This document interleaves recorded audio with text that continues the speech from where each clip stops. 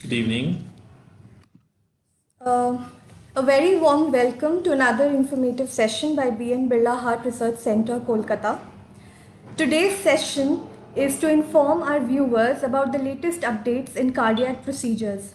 One such procedure being intravascular lithotripsy. Today we have with us Dr. Anil Mishra, who is Director Cardiology at BM Birla Heart Research Center, Kolkata, and he will be giving us insight on the same. Welcome to the show, sir. Thank you. Sir, my first question to you will be how to deal with calcified blockages in coronary arteries. Calcified blockages are really challenging for the interventional cardiologist because we have been dilating with balloons and putting in stents for ages now. However, our Waterloo is calcium, which is deposited in the heart blockages, what we have in coronary arteries, particularly in elderly patients who have been having coronary artery disease for many years, in diabetics, people who have renal failure, people who have had bypass earlier, their arteries tend to get densely calcified, and these lesions become very difficult to dilate because calcium does not easily give away when we dilate with balloon. So traditionally, we dilate the lesion with a balloon, and once the vascular bed is prepared and we achieve a good dilatation, we deploy a stent over there, achieving a good internal luminal caliber. However, when there is dense calcification deposit, they may not dilate at all.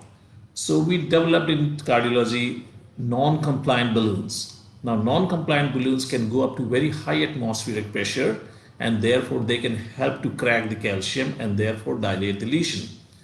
However, we see when the calcium is dense, particularly if it's an inner layer having a big arc around the arc diameter of the vessel, they do not crack up with even non-compliant balloon. What do you do then? There was a time when we developed cutting balloons. Cutting balloons will have three blades on the balloon, longitudinally arranged. So when you inflate the balloon, they cut into the calcium at three different places, and they create a localized dissection, as we say, and then allow the rest of the vessel to expand with the balloon. So this was also another armamentarium in dealing with calcified lesions. But again, there are still number of lesions which are even densely calcified, and there is no place for the balloon to go in. And even if the balloon goes in, they do not give in to high atmospheric pressure. So back in 1996, we did one of the first rotablations in Eastern India, what is called rotational atherectomy, where on a wire, on a catheter, there's a very high-speed drill-like diamond crystals mounted on the tip of a burr, which rotates at 160,000 rounds per minute. And that will cut through or drill through the calcified blockages, breaking the calcium into sizes which is smaller than red blood cells, and it gets washed away with the blood. However, problem with this is it's a little cumbersome procedure. You have to use a very stiff wire, and they have a wire biases because arteries are not straight, they could be tortuous, and one area can be ablated more than the other. This can lead to perforation, dissections, and a lot of problems with the rotablation. So you need a lot of expertise to be dealing with this. We have that expertise, and we have been dealing because as I told you, I did the first Eastern India's rotablation back in 1996, and we have been doing it regularly since then. However, being a cumbersome procedure, many of the cardiologists were really not keen on embarking on it, and they did not quite develop that kind of expertise. Then came along not very long ago what we call a balloon, which is a very, very high pressure balloon. Normally, in a balloon, you go up to a pressure of 20 atmospheric pressure, 24 atmospheric pressure, and that helps to crack the lesion in the coronary artery and break open this calcium and help it dilate. However, some lesions do not give away even at that atmospheric pressure. So these new balloons, which are very, very high pressure balloons, can go up to 45 atmospheric pressure, and a lot of the calcium which was not giving away at the usual traditional non-compliant balloon gives away at that higher pressure, and therefore we can successfully complete the angioplasty by putting in stents thereafter once the bed is fully dilated. But again, there are a number of lesions which will not give away even to opium balloon. And of course, there's always a rupture risk that you are going at a very high atmospheric pressure, and this can lead to rupture of the artery itself, not just the balloon. So this risk is always there. So came along an era when people thought of something totally different and novel. And what is that? We know there are stones in kidneys, which we have been dealing with what we call lithotripsy. What is lithotripsy? You create a very high pressure sound wave. It's like a sonic boom you create, and that hits the calcium at such an atmospheric pressure that it cracks the calcium. And using that in heart arteries is the new thing which has come now. So using the same technology, we have developed what we call intravascular lithotripsy, which has come along very recently in all over country. People have started using it as well all over the world. It's a new thing.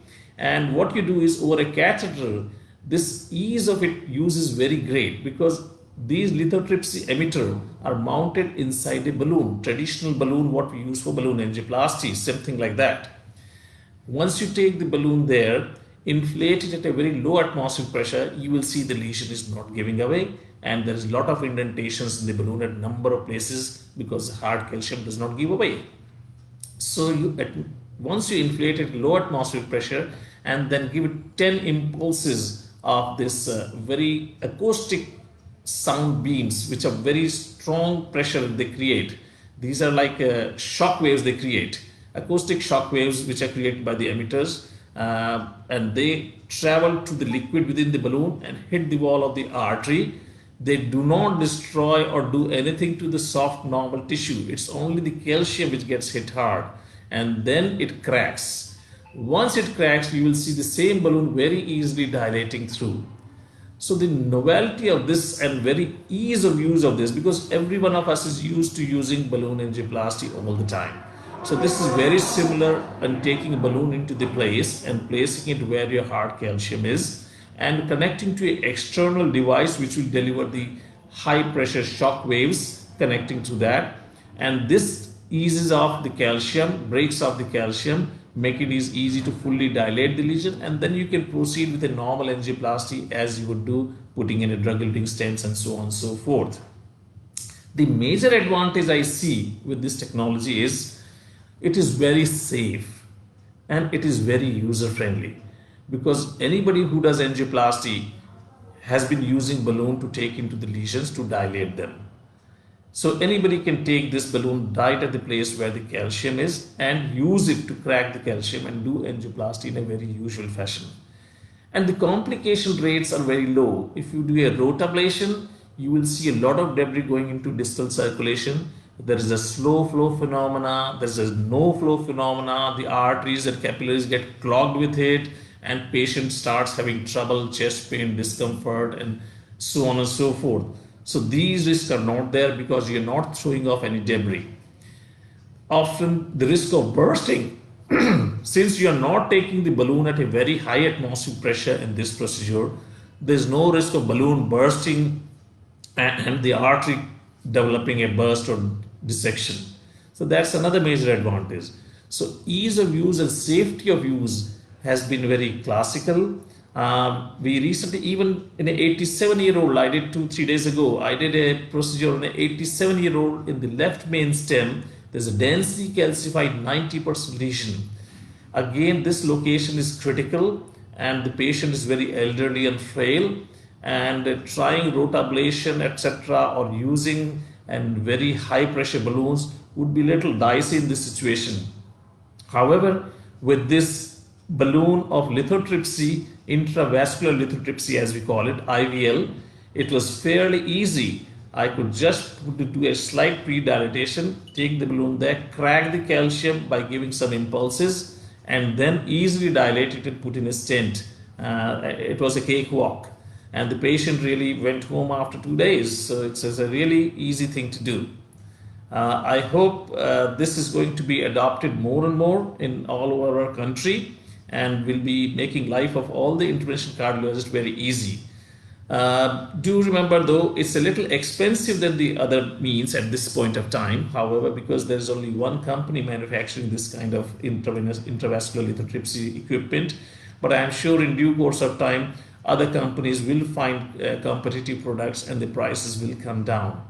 But it's a price to pay, but for a good safety and an ease of the procedure, it is worth it. Sir, so there is no age specification for this procedure, right? It can be No, done. because angioplasty is relatively a safe procedure, and because the complication rates in this procedure are very small, very little, therefore no age is bar. As I told you, I did one on an 87-year-old, and yesterday I did one on a 76-year-old. Oh, So that's fairly easy thing to do. thank you, sir. That was very informative session.